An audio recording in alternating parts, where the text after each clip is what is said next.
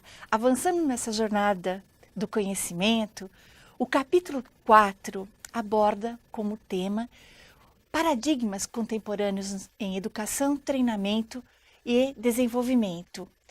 E nessa jornada temos aí como reflexão a importância, né, da frase de Peter Drucker, ou seja, planejamento de longo prazo não lida com as decisões futuras, mas com o futuro das decisões presentes. Assim, tais decisões estão associadas aos paradigmas presentes nos processos de educação, treinamento e desenvolvimento. A reflexão de Peter Drucker conecta-se plenamente com as nossas propostas no capítulo 4, ou seja, no que tange a revisitar os modelos socioculturais existentes e, ao mesmo tempo, propor alternativas para a tomada de decisões presentes e conectadas com as tendências socioculturais e mercadológicas contemporâneas.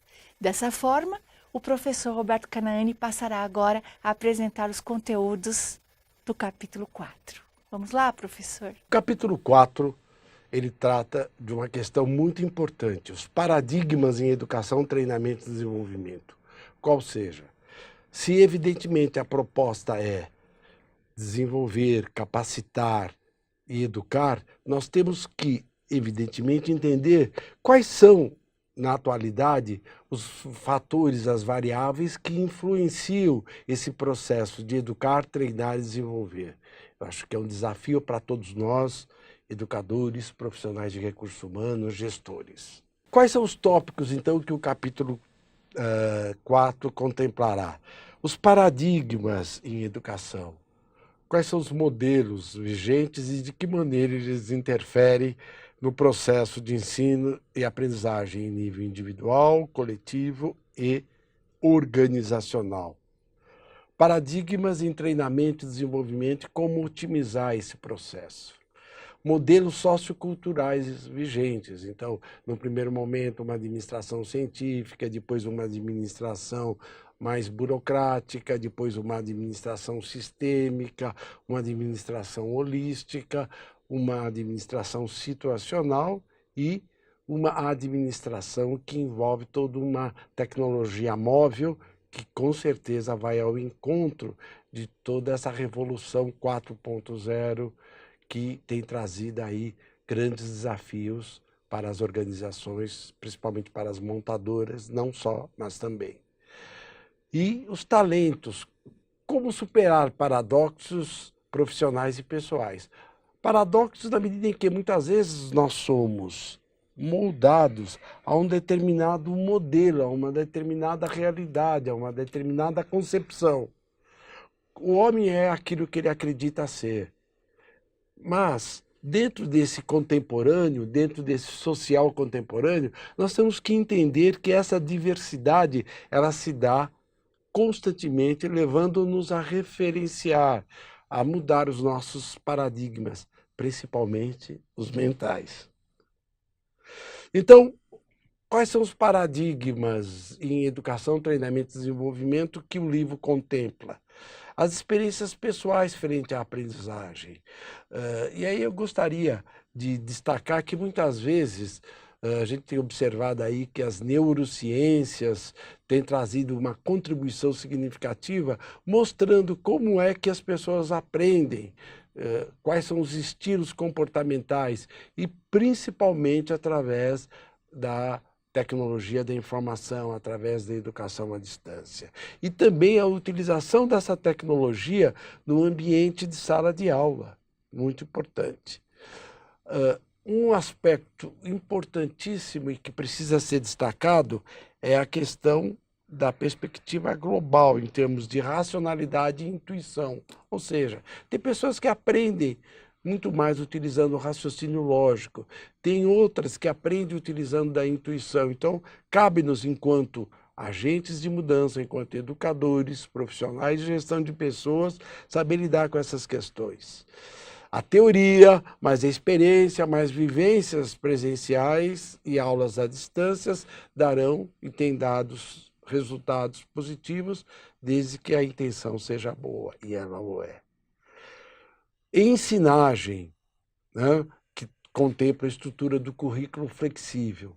A ensinagem é um neologismo que quer dizer que, enquanto o educador ensina, ele também aprende. Enquanto o educando aprende, ele também ensina. E para isso nós temos que ter uma disposição mental, psicológica, para adotar essa postura. E a questão do ambiente físico, das influências no aprendizado, e que, com certeza, trazem um diferencial.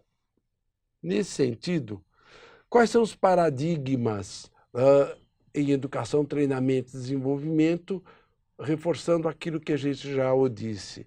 Integração de pessoas de distintas gerações e experiências, ou seja, é de conhecimento de todos que nós temos aí hoje um relacionamento intergeracional.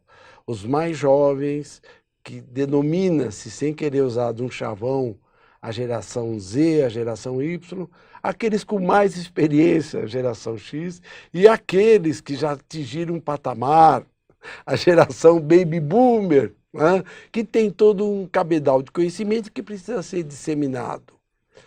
É importante também a tolerância ao erro. E essa tolerância se dá desde a postura, tanto num processo educacional quanto no comportamento do líder junto à sua equipe, monitorando e assessorando.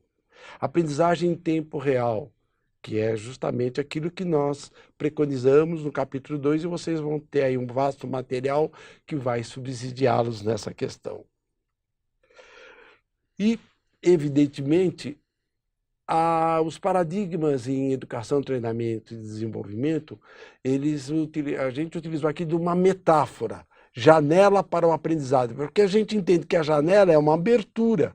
Então, na medida em que essa abertura se dá através da iniciativa, tanto do docente como do discente, através das metodologias ativas, que evidentemente vem sendo recuperada em programas de T&D, e no capítulo 5 nós abordaremos os jogos e simulações como ferramentas e estratégias para o desenvolvimento do potencial humano. A janela da sociabilidade.